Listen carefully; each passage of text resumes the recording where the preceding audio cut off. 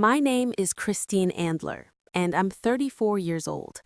Last Christmas Eve, I arrived late to my family's holiday party. The first thing I heard through the front door was my parents raising their glasses. My father's voice rang clearly through the wood.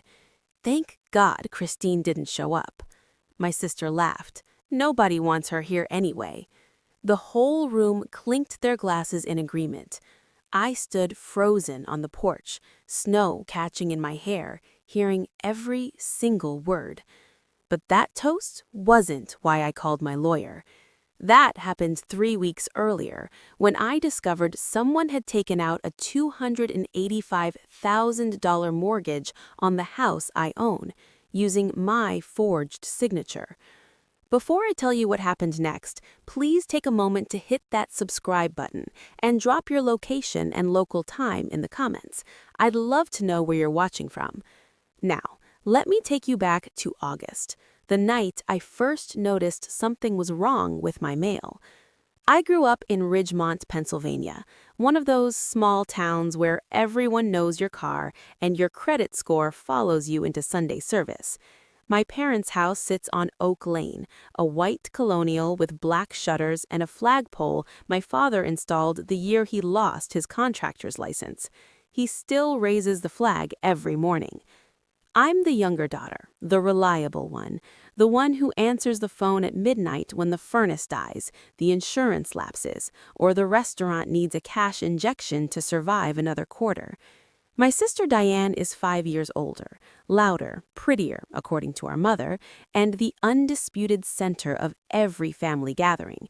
She opened a place called Reeves Table 4 years ago with her husband Greg. Farm to table, exposed brick, the whole aspirational package. I lent her $50,000 to get it off the ground. She never signed a promissory note. She never mentioned paying it back. Over the past 8 years, I've written checks totaling more than $100,000 for this family. $15,000 for my father's knee surgery when his insurance lapsed, $20,000 for a new roof on my mother's house after a storm she could have filed a claim for but didn't, and another $12,000 when my father owed back taxes and the IRS started sending certified letters. Every single time I brought up repayment, the response was the same. My mother would tear up and whisper, "We're family, Christine, not a bank." My father would square his shoulders and talk about loyalty. Diane would roll her eyes and call me the accountant, not as a job title, but as an insult. Here's the part that matters. I own 2 properties. My own house, which I bought at 28 with money I saved working 60-hour weeks, and a rental property I bought at 31, the same house where my parents and Diane's family have been living rent-free for 2 years. I never asked for gratitude. I just expected them not to steal from me. It started with a missing envelope, August 14th, a Wednesday. I checked my mailbox after work the way I always do, keys in one hand, bag in the other, but there was nothing from my mortgage servicer. No statement, no annual escrow analysis, nothing from the county assessor either. I let it go for a week. Mail gets lost. Then 2 weeks passed with nothing but flyers and credit card offers. No bank correspondence at all. I called the post office on a Friday morning. The woman on the line pulled up my address and went quiet for a moment. "Ma'am, there's a forwarding order on your mail. Everything's being rerouted." "To where?" She read me the address, 614 Oak Lane, Ridgemont, my mother's house. I sat in my car outside the post office for 11 minutes. I know because I watched the dashboard clock while my hands went cold on the steering wheel. Then I opened my laptop, logged into the credit monitoring app I've used since I was 26, and pulled my report. There it was, a new mortgage for $285,000, opened July 9th, listed against my primary residence, the house I owned free and clear, with no existing liens. The lender was a regional bank I'd never contacted. The loan type was a cash-out refinance. and the application showed my name, my social security number, and my signature on every page. I zoomed in on the signature. I've signed my name tens of thousands of times on tax returns, audit reports, and closing documents. I know every loop and slant of my own handwriting the way a musician knows their own chord voicing. That signature was close, but the downstroke on the A in Andler was wrong. Whoever signed it pressed too hard at the top and faded at the bottom. I do it the other way around. The signature on the mortgage application was mine, except I never signed it. I called Nathan Ferris the next morning. He's a real estate attorney 2 towns over. Not a friend, not a favor. I found him through the state bar directory and paid his retainer with a cashier's check. Nathan doesn't small talk. He asked me 3 questions. Did I authorize anyone to act on my behalf? No. Did I sign a power of attorney at any point? No. Did I know the notary listed on the documents? I looked at the name, Linda Pruitt. That's my mother's friend. They play bridge on Thursdays. Nathan exhaled through his nose, the kind of breath that says more than a paragraph. I'm going to need the original mortgage documents from the lender. I'll request them under the fraud investigation provision. In the meantime, don't contact the notary. Don't contact anyone connected to this. Within 10 days, he had the paperwork. The original application, the closing disclosure, the notarized signature page.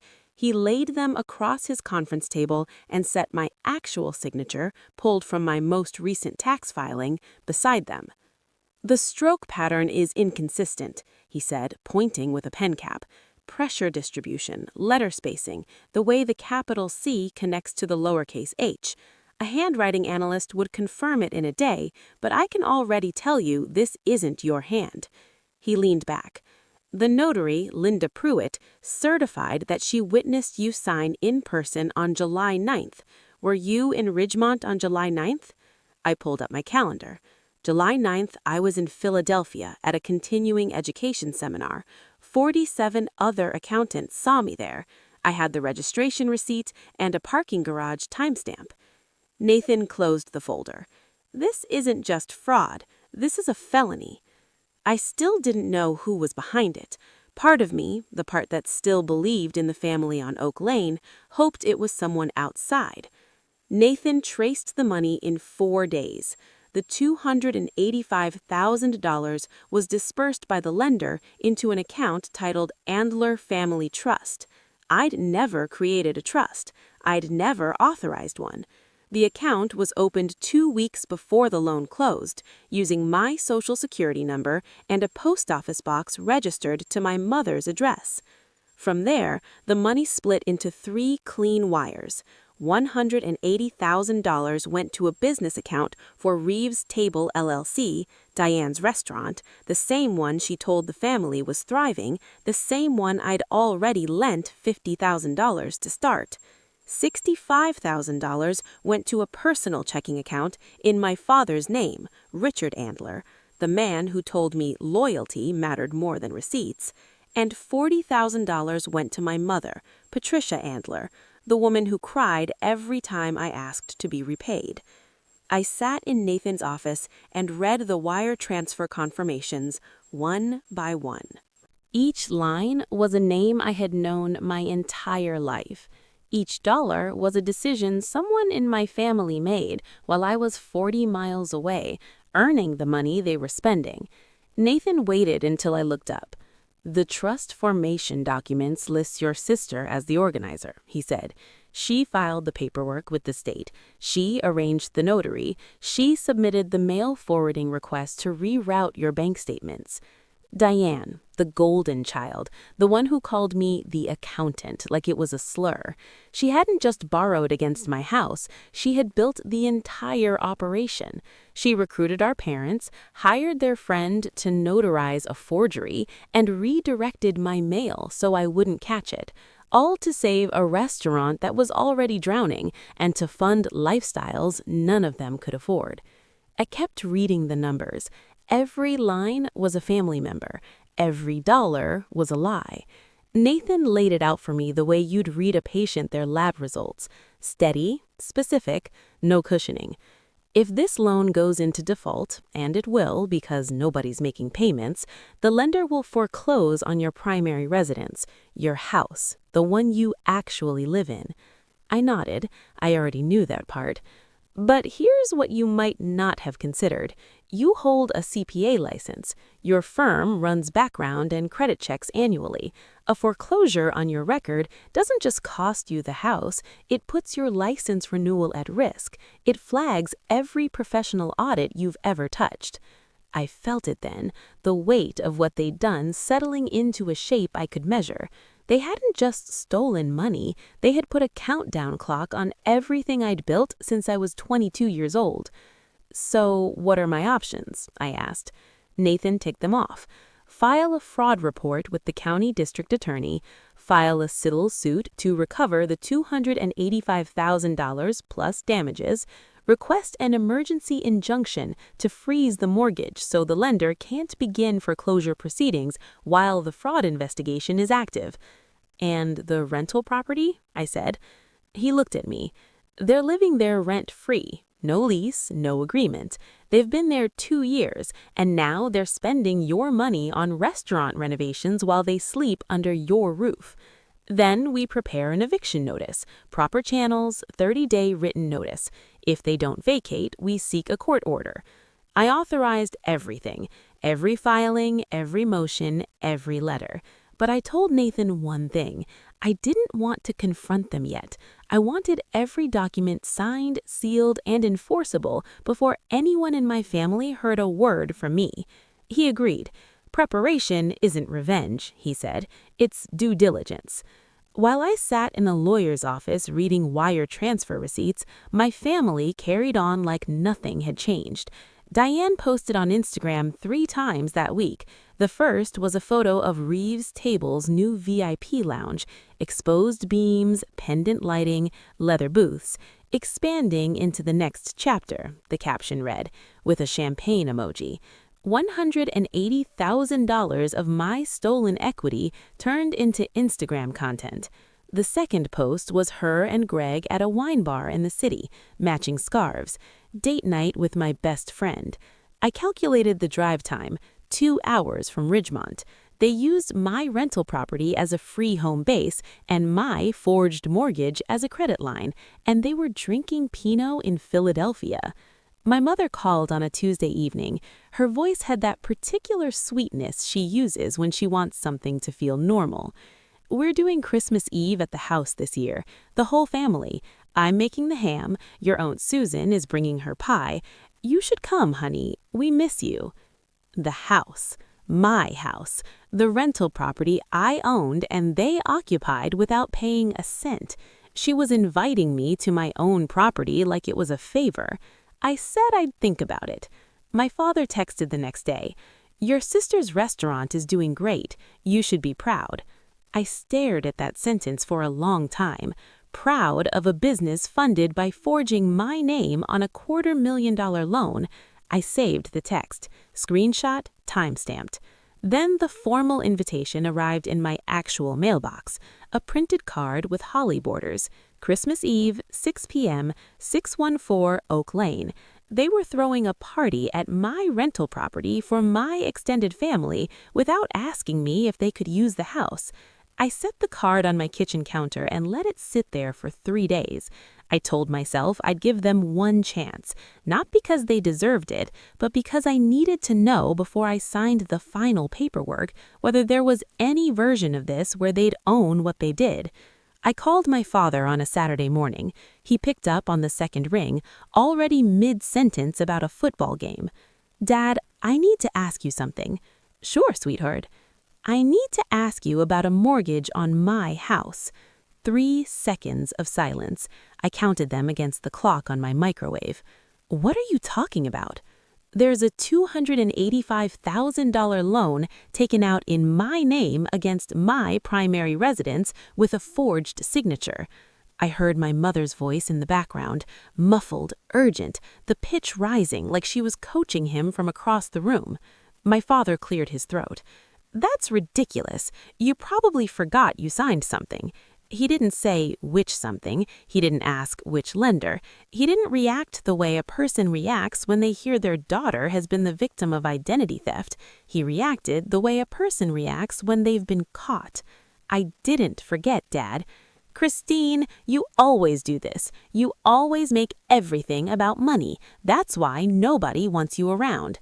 There it was, the same sentence I would hear again 3 weeks later through a closed front door on Christmas Eve. He was already rehearsing it. I heard my mother's whispering again. I couldn't make out the words, but I recognized the rhythm, short, sharp, instructional. She was telling him what to say. "I have documentation. The notary was Linda Pruitt." The line went dead. He didn't hang up gently. He didn't say goodbye. The call just cut, the way people end conversations when the next word out of their mouth would be an admission. 22 minutes later, my phone rang again. Diane. Her voice had that practiced calm, the one she uses at the restaurant when a customer complains about the wait, and she needs them to feel stupid for asking. "Christine, Mom is crying. What did you say to Dad?" "I asked about the forged mortgage." Pause.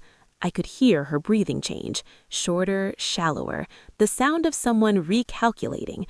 "God, here we go. You've always been paranoid." "The notary was Linda Pruitt." 5 seconds. Nothing. I let the silence sit. "Look," Diane said, and her voice shifted harder now, the hostess mask slipping. "Even if someone borrowed against your house, you owe this family. You owe us." "I owe this family $285,000 in fraud." "You have 2 houses, Christine. 2. We have nothing. Dad lost his business. My restaurant is underwater. Mom hasn't had a new coat in 3 years. And you sit up there in your neat little life, counting your money and judging us."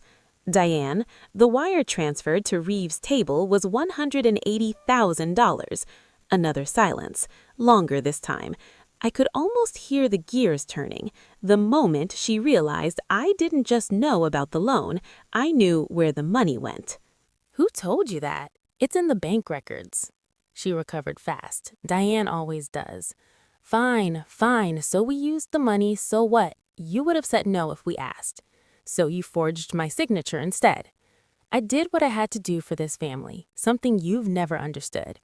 I've given this family over $100,000, Diane, and you've reminded us every single time." She hung up. But she had already confirmed what I needed. She knew about the loan. She knew because she built it. The next morning, I sent the email. It went to all 3 of them, my father, my mother, my sister, with Nathan copied on the CC line. Professional letterhead, numbered paragraphs, no emotion. The terms were simple. Repay the $285,000 within 30 days. Vacate the rental property at 614 Oak Lane within 30 days. Cooperate with an independent forensic audit of all accounts connected to the Andler Family Trust. Failure to comply would result in a civil lawsuit, a criminal fraud referral to the county district attorney, and an emergency petition for eviction. I signed it with my full legal name, Christine M. Andler. 3 days passed with no response. Not a call, not a text, not even a read receipt from the email. On the 4th day, my mother texted, "If you do this, you'll have no family left. Is that what you want?" I read it sitting at my kitchen table with a cup of coffee going cold in my hand. Outside, the first frost of December had turned the yard silver. I could see my breath against the window. She didn't deny the fraud. She didn't promise to repay the money. She didn't apologize. She went straight to the only leverage she'd ever held over me, the threat of exile. For 34 years, that threat had worked. Every time I pushed back, every time I asked for fairness, someone in my family would remind me that blood was supposed to trump everything else. And I'd fold. I'd pay. I'd forgive. Because the alternative, being alone, seemed worse than being used.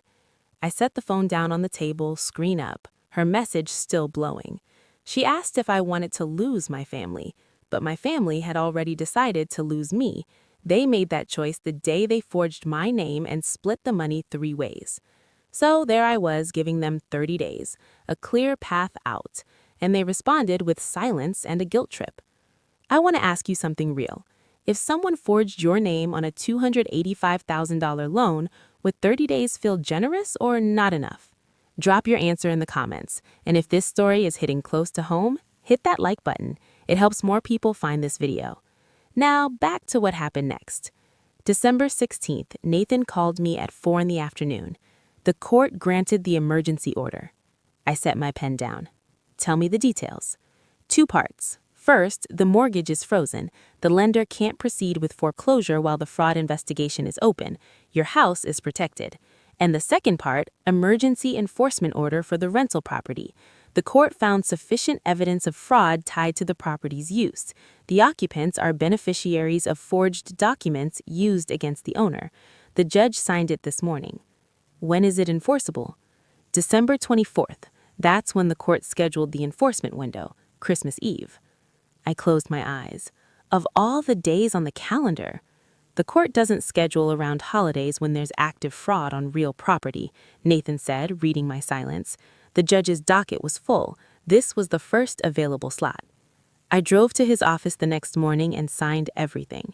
3 copies of the emergency order, authorization for the sheriff's department to serve and enforce, a detailed affidavit attaching the forged mortgage documents, the wire transfer records, the notary certification, and my alibi evidence from July 9th. My hand shook when I signed the last page. Not from fear, but from the understanding that this signature, my real one, was erasing the possibility of going back to what we were. Nathan slid a manila envelope across the table. Inside was a complete copy of the entire case file, every document, every receipt, every bank record. In case you need to show anyone exactly what happened, he said. I tucked the envelope into my bag. It weighed almost nothing, but it carried the entire story of how my family chose money over me. Now I had 16 days to wait. Nathan coordinated with the county sheriff's office on December 18th. I wasn't present for that call, but he walked me through it afterward. Deputy Martinez, the officer assigned to our case, confirmed the logistics. The enforcement order would be active starting at noon on December 24th. If I contacted the sheriff's department on that date, deputies would respond to the property to serve and enforce the order. What happens if they refuse to leave? I asked Nathan over the phone. That's what the deputies are for. The order carries judicial authority. Refusal to comply is contempt of court. And if there are other people in the house, guests, they're not named in the order. They'll be asked to leave the premises, but they won't face legal action. The order targets the named occupants, your parents and your sister. I drove past the rental property that evening. I don't know why. Maybe I needed to see it. The house was lit up for Christmas, white lights along the roofline, a wreath on the front door, one of those expensive wreaths with pine cones and a velvet bow. Through the front window, I could see the dining room table already set with a runner and candles. 6 cars in the driveway, more on the street. They were preparing for a large gathering in my house, paid for with my money, decorated with the confidence of people who believed they'd gotten away with it. I drove past without stopping. That night, I got a text from Diane. I hope you come to the party. Let's put this nonsense behind us. Nonsense. $285,000 in forged debt, career-threatening fraud, federal-level financial crime, and she called it nonsense. I didn't reply. I set my alarm for 7 a.m. on December 24th. Starting at noon, all you need to do is call, and if you don't call, then the order sits. It's valid for 72 hours. You can choose when or if to activate it. I thanked him and hung up. I sat in the dark for a while, watching headlights sweep across the ceiling from the road outside. Tomorrow, I would walk into that house one last time, not as their daughter, but as the owner. Christmas Eve, 4:58 p.m. I drove to 614 Oak Lane with the manila envelope on the passenger seat and my phone in the cup holder. The sun had already dropped behind the tree line, and the sky was that bruised purple you only get in December in Pennsylvania. The street was packed.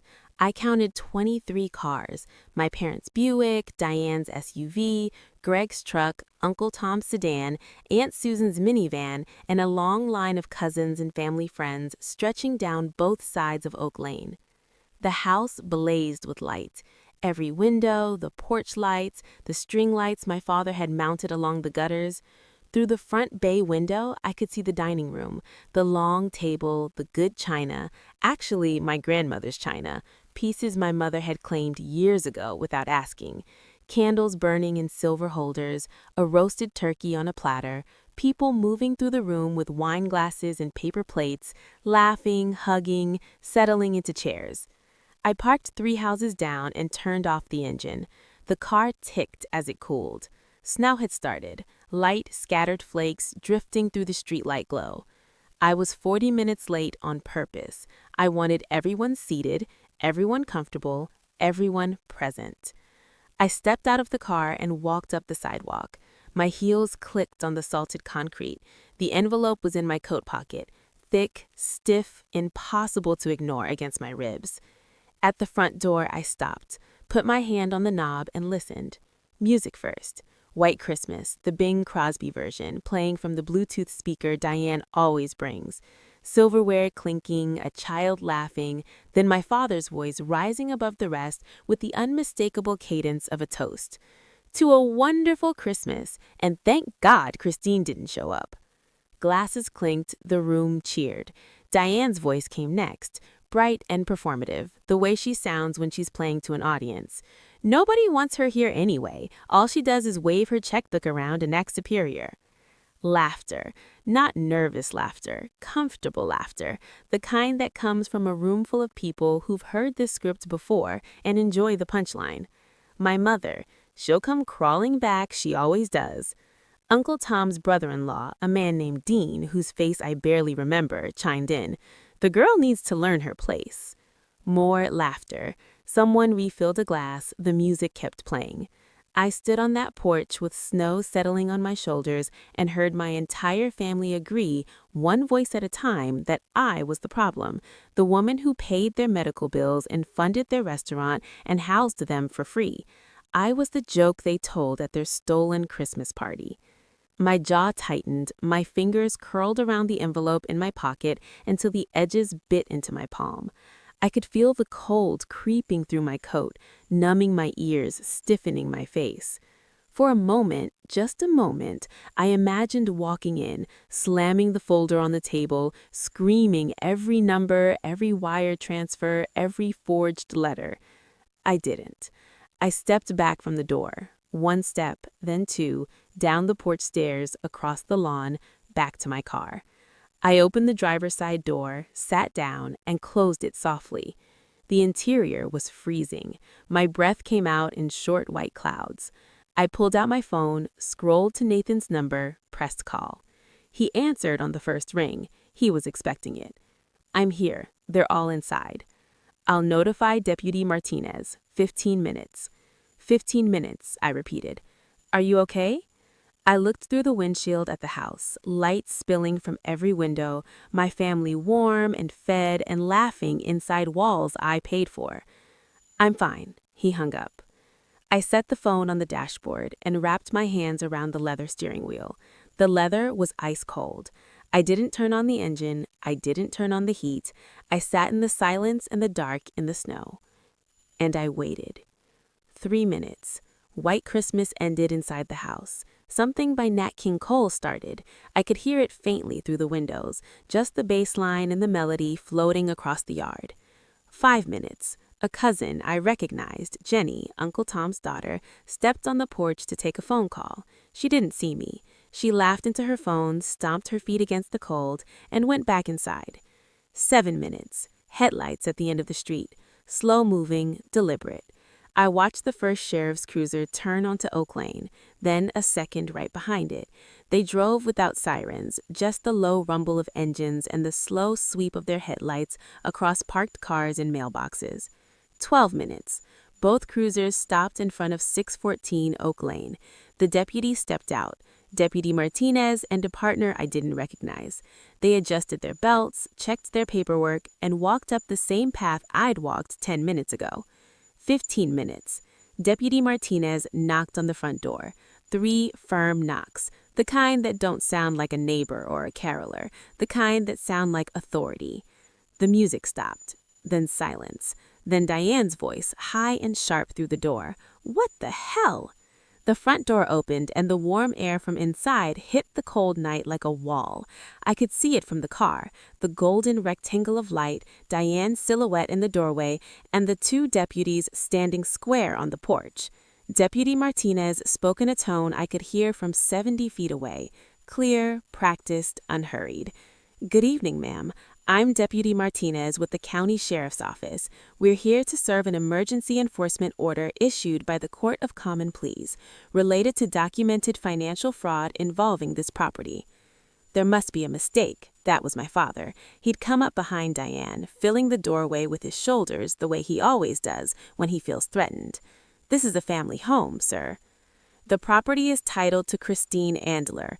The court order names Richard Andler, Patricia Andler, and Diane Andler Reeves as respondents. The order requires all named occupants to vacate the premises by midnight tonight." The room behind them went still. I could see shapes in the dining room, people frozen mid-motion, a woman holding a serving spoon, a man with a wine glass halfway to his mouth, children looking at the door with wide eyes. Diane turned to the room, arms spread, voice pitched from maximum audience. "This is insane! She's doing this on Christmas!" Deputy Martinez didn't flinch. "Ma'am, the court scheduled the enforcement date. I'm here to serve the order." My father's face was visible through the storm door, flushed, jaw set, eyes scanning the street as if he might spot whoever called. He looked straight past my car without seeing me. 23 people stood in that dining room watching two deputies hand my father a court order on Christmas Eve. The turkey was still on the table, the candles were still burning. I waited until the deputies were inside before I crossed the street. My heels clicked on the frozen walkway. I climbed the porch steps. Through the open doorway, I could see the entire room. My aunt gripping the back of a chair, my cousin Jenny standing motionless with her coat half on, Greg Reeves in the kitchen doorway wiping his hands on a towel and staring at the deputies like a man watching his house burn. I stepped through the door. Nobody spoke at first. They just looked at me, at my black coat, at the manila envelope in my hand. My mother was the first to find words. "Christine, what have you done?" I set the envelope on the dining room table, gently, right between the turkey platter and a basket of dinner rolls. "What I've done is protect my property from the people who forged my name." Silence, the kind that rings. I opened the envelope and spread the documents across the table. I didn't rush. I laid each page flat with the same care I use when presenting an audit summary to a client. Clear, orderly, visible to everyone in the room. The mortgage application flagged where the signature didn't match. The notary certification signed by Linda Pruitt certifying she'd witnessed me sign in person on a date I was 60 miles away. The wire transfer records, the bank account for the Andler Family Trust I never authorized. 23 pairs of eyes moved from me to the papers and back. Uncle Tom, my father's older brother, stepped forward. He picked up the wire transfer summary and read it through the bottom of his bifocals. The candles on the table flickered. The furnace hummed. Outside, the red and blue lights from the sheriff's cruisers pulsed slowly through the front windows, sliding across the Christmas decorations like a silent alarm. I spoke the way I speak in a boardroom, steady, factual, no inflection. I didn't choose this. $285,000, a mortgage opened on my house using a forged signature and a fraudulent notarization. The money was wired to 3 accounts. I pointed to the first highlighted line on the transfer summary. $180,000 went to Reeves Table LLC. That's Diane's restaurant. Diane took a half step backward, her wine glass tilted in her hand. $65,000 went to a personal checking account held by Richard Andler, our father. My father didn't move. He stared at the table like it had opened up beneath him. $40,000 went to Patricia Andler, our mother. My mother pressed both hands against her mouth. Aunt Susan, standing beside her, slowly removed her arm from my mother's shoulder. Uncle Tom set the wire transfer document back on the table and looked at my father. His voice was low, but the room was quiet enough that everyone heard it. "Richard, is this true?" My father said nothing. You told me Christine gave you that money last August. You sat in my kitchen and told me she'd offered to help with the business. Still nothing. My father's hands hung at his sides. His chin dropped a quarter inch. That was a lie, Uncle Tom said. It wasn't a question. Around the room, I watched the shift happen. My cousin Jenny set down her plate. Dean, the man who joked about me learning my place, uncrossed his arms and looked at the floor. Aunt Susan stepped away from my mother and moved toward the coat rack. Nobody spoke in my father's defense. Nobody said it was a misunderstanding. The documents were on the table, and the numbers didn't need interpretation. My father spoke first. His voice cracked on the second word. We were going to pay it back. I looked at him. When? The loan is 5 months old. You haven't made a single payment, not one. He opened his mouth, closed it. His hand went to the back of a dining chair, gripping it like a man steadying himself on a boat. Diane shifted strategies the way she always does, fast, seamless, already recalculating the audience. Her eyes welled up on cue. Her voice dropped to that trembling register she uses when she needs people to feel sorry for her. I was desperate. The restaurant was going under. I didn't know what else to do. I have 2 kids, Christine. 2 kids. She looked around the room, searching for allies. Jenny looked away. Dean studied his shoes.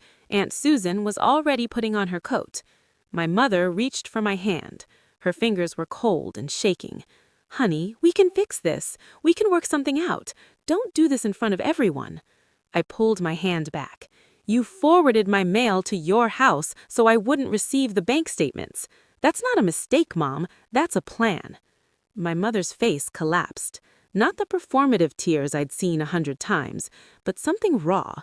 The face of a woman watching the story she'd told herself for months fall apart in real time.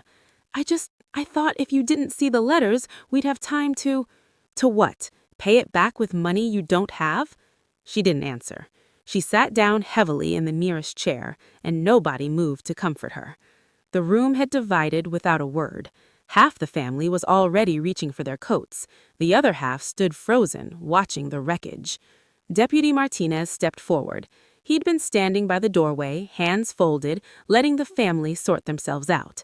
Now he spoke with the same even tone he'd used at the front door. I need the named occupants of this property, Richard Andler, Patricia Andler, and Diane Andler Reeves, to begin vacating the premises.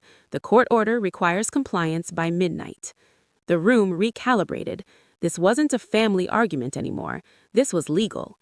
Diane spun toward the crowd, arms wide, voice climbing. Are you all just going to stand there? She's kicking us out on Christmas. Uncle Tom answered before anyone else could. His voice was flat. Diane, you forged her signature. What did you think was going to happen? Diane's mouth opened, closed, opened again. No words came.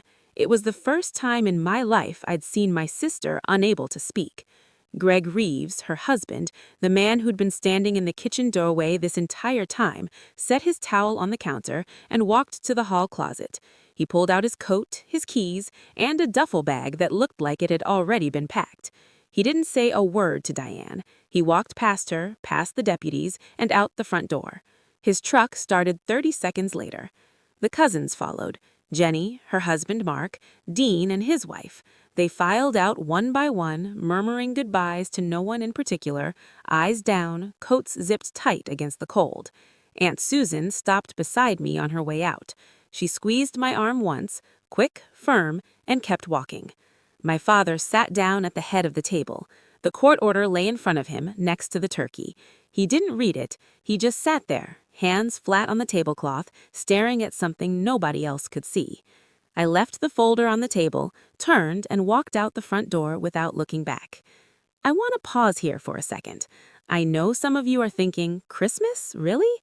But remember, they forged my name on a $285,000 loan. They stole my mail. They used my house for a party while spending my money. I gave them 30 days' notice. They ignored it. The court picked the date, not me. If you think what happened next was justified, share this video with someone who needs to hear it. Now, let me tell you what came after the party was over. December 26th, Nathan's office, 9 a.m. The Andler family had forged their youngest daughter's signature. taken a $250,000 loan on her house and spent it. The daughter called the sheriff on Christmas Eve. Reeves Tibble started losing reservations within weeks.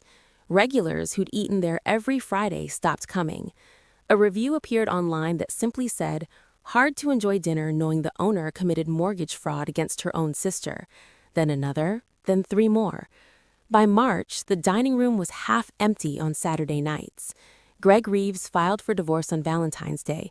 The timing wasn't poetic, it was strategic. His attorney advised him to separate his assets from Diane's before the criminal case went further. He moved to his brother's place in Allentown and didn't contest custody. He just left. My father's remaining professional contacts dried up. A contractor he'd worked with for 15 years called Uncle Tom and said, "If Richard would do that to his own daughter, I can't trust him with a handshake deal." The phone stopped ringing.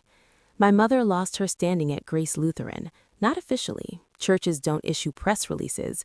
But the women who'd sat with her at Bible study for 20 years stopped saving her a seat. The potluck invitations stopped arriving.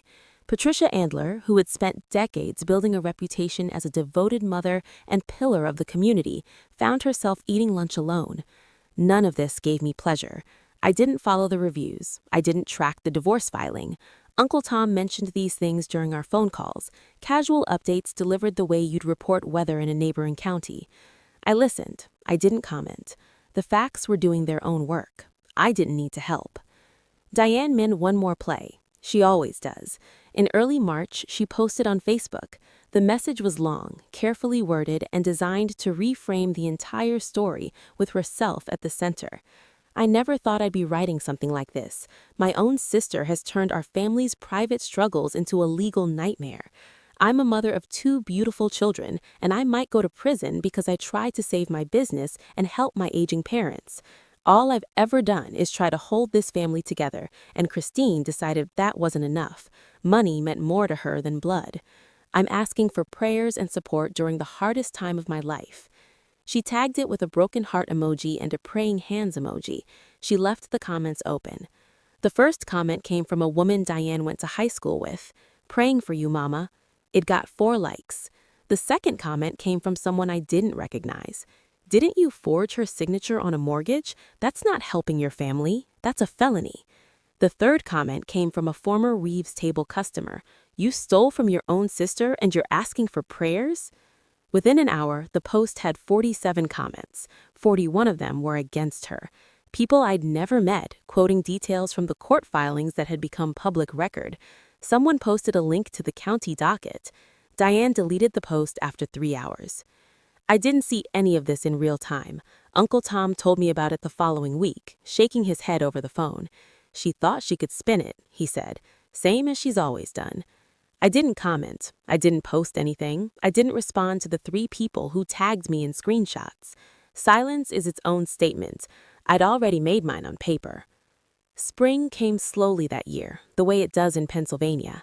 A few warm days, then frost, then weeks of mud before the green finally holds. In April, my firm offered me a promotion, senior manager, partner track. My supervisor told me over coffee in her office, casual, like it wasn't the thing I'd worked toward for a decade. "Your numbers have been strong all year," she said, "and your client retention rate is the best in the department." I accepted. We shook hands. I walked back to my desk and sat down and realized my hands weren't shaking. A year ago, that promotion would have been followed by a phone call, my mother asking for help with the water heater, my father needing money for taxes, Diane wondering if I could invest a little more in the restaurant. Every professional milestone had come with a family invoice. My credit score recovered in March. The lien was gone. The fraudulent mortgage was voided. My CPA license renewal went through without a flag. The timer they'd set on my career had been diffused. I rented the property on Oak Lane to a young couple, teachers, both of them. They signed a proper lease, paid first and last month's rent, and hung a bird feeder from the porch where my mother's Christmas wreath had been. I liked that. In May, I started seeing a therapist, not because I was broken, but because I wanted to understand why I'd let myself be the family credit line for 8 years without demanding a single receipt. The answer wasn't simple, and it wasn't finished, but I was working on it. Uncle Tom called every other Sunday. We talked about the Phillies, about the weather, about his new fishing spot on the Susquehanna. We didn't talk about the case unless he brought it up first. Family didn't have to be all or nothing. The plea deals came through in June.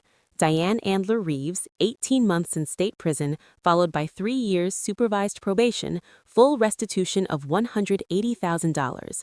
The felony conviction would follow her permanently on every job application, every background check, every lease agreement for the rest of her life. Reeves' table closed its doors the week before sentencing. The sign came down on a Thursday. By Friday, the windows were papered over. Richard Andler, 12-month suspended sentence, 200 hours community service, restitution of $65,000, payable over 5 years. The conspiracy charge would remain on his record. At 63, with a revoked contractor's license and a felony plea, his working life was effectively over. Patricia Pruitt, 2 years probation, restitution of $40,000, community service. The accessory charge was the lightest of the 3, but in a town the size of Ridgemount, a criminal record is a scarlet letter that doesn't wash out. Nathan emailed me the sentencing summaries on a Wednesday afternoon. I read them at my desk between client meetings. Each entry was a paragraph. Each paragraph was a life rearranged. I didn't go to the sentencing hearings. I didn't need to see their faces when the judge read the terms. I didn't need to watch my father stand in a courtroom, or my sister walk through a metal detector, or my mother sit in a gallery bench alone. Nathan asked if I wanted to make a victim impact statement. I declined. The documents speak for themselves, I said. He nodded. He understood. The file case told the whole story. Every number, every signature, every wire transfer, every lie that thought it could hide behind the word family. Summer now, July. A full year since someone sat in a title office and signed my name on a loan I never authorized. I'm sitting on my front porch in the evening light. The kind of light that makes everything look like it's been dipped in honey. The fence, the garden I started in May, the mailbox at the end of the driveway that delivers my letters to me and nobody else. I think about the photographs sometimes. The one from Christmas 1998, 8 years old, 2 braids, a stuffed bear with a red bow, my father's lap, my mother's hand reaching for the camera timer, Diane's smile. That family existed once. Or maybe it only existed in the photograph. A 4x6 glossy version of who we wanted to be. The real version was already taking shape underneath the favoritism, the entitlement, the slow calibration of who gave and who took and who was expected to keep quiet about the difference. I don't hate them. I want to be clear about that. Hatred is a kind of attachment, and I've spent enough years attached to people who treated my generosity as an obligation and my silence as consent. My father is doing community service at the county park, picking up litter along the nature trail 3 mornings a week, Uncle Tom told me. He said my father looks thinner, older. I didn't ask for details. My mother is living with Aunt Susan now. Probation requires a stable address. I don't know if they talk about me. I don't ask. Diane is in minimum security at a facility 2 counties over. I don't know what her days look like. I don't visit. She has not written to me, and I have not written to her. The house is quiet tonight, but it's my kind of quiet, chosen, not imposed. I keep a short list of rules now. I wrote them on an index card and taped it inside my kitchen cabinet next to the spice rack. Nobody sees it but me. 1. I do not lend money to family. If I choose to give, it's a gift with no expectation of return. If I can't afford to give it away, I don't write the check. 2. I do not provide free housing. My rental property has a lease, a security deposit, and a payment schedule. Tenants are tenants. Family is family. The categories don't overlap. 3. I do not respond to guilt as a negotiation tactic. If someone tells me I'm selfish for having boundaries, that's confirmation the boundary is necessary. 4. I do not carry other people's financial emergencies. I can offer a referral, a credit counselor, a social worker, a legal aid office. I cannot offer my signature. These aren't punishments. They're not walls built from anger. They're guardrails, the kind you install after you've seen what happens when the road has none. I still talk to Uncle Tom. We had dinner last month at a diner halfway between Ridgemont and my town. Neutral ground, his suggestion. He ordered the meatloaf. I ordered a turkey club. We didn't talk about the case. We talked about his daughter Jenny's new job and whether the Phillies had enough pitching to make a run this year. That's what family looks like to me now. A diner booth, an honest conversation, nobody owing anyone anything except the truth. I wrote a letter to myself the week after the sentencing, not to send, just to keep. 1 page, handwritten, folded into an envelope and tucked into the same cabinet where the index card lives. It says everything I needed to hear and nobody in my family ever said. I read it once a month. Then I close the cabinet and make dinner. If you're watching this and you recognize something, the guilt trips, the "but we're family" excuse, the slow draining of your savings and your patience and your self-respect, I want you to hear this from someone who's been on the other side of it. Setting a boundary is not betrayal, it's survival. I spent 8 years writing checks and swallowing my frustration and telling myself that love meant never asking for fairness. I told myself that good daughters absorb the cost, that keeping the peace was the same as keeping the family, that one more loan, one more favor, one more year of silence would finally be enough to earn the respect I'd been chasing since I was a kid sitting on my father's lap. It was never going to be enough. The goalposts move every time you reach them. The people who take from you without gratitude will never stop on their own because you've taught them that taking is free. I didn't want to call the sheriff on Christmas Eve. I didn't want to sit in a lawyer's office reading wire transfers with my family's names on them. I didn't want any of this, but I wanted to keep my house. I wanted to keep my career. I wanted to keep the life I built with my own hands and my own name and my own 60-hour weeks. And when the choice came down to protecting myself or protecting the people who were stealing from me, I chose myself. They called me cold. They called me selfish. They called me the accountant, like it was the worst thing a person could be. But I still have my house. I still have my name. I still have my peace. And for the first time in my life, that is enough. Family isn't a debt, and love should never require collateral. I drove past Oak Lane last weekend. The rental property looks different now. The young couple, the teachers, painted the shutters sage green. There's a vegetable garden along the south side of the house where my mother's rose bushes used to be. A tricycle sits on the front porch, bright red, tipped on its side like someone dropped it mid-ride. A little girl, maybe 4 years old, ran across the yard chasing a dog, a mutt with a bandana around its neck. She was laughing the way kids laugh when they've forgotten anyone's watching. Pure noise, pure joy. I slowed the car but didn't stop. The house was warm and occupied and cared for. That was enough. I drove home, pulled into my driveway, turned off the engine. The electric bill flag was up. The carrier had come while I was out. I walked down the driveway and opened the box. Electric bill, a postcard from Uncle Tom sent from a fishing trip in the Poconos, a furniture catalog I didn't subscribe to. All of it addressed to me. All of it delivered to my house. Nobody had rerouted it. Nobody had intercepted it. Nobody was reading my bank statements at a kitchen table 60 miles away, calculating how much more they could take. I carried the mail inside, set it on the counter, hung my keys on the hook by the door. The only hook, the only key. The house was quiet. The late afternoon sun came through the kitchen window and made a rectangle of gold on the floor. The ornaments from New Year's Eve were still on the tree, which I'd moved to a shelf as a year-round decoration. They caught the light and sent tiny bright circles spinning across the ceiling. My name is Christine Andler, and this is my house. So, that's my story. And I want to know, what would you have done? Would you have walked away that night, or would you have walked in?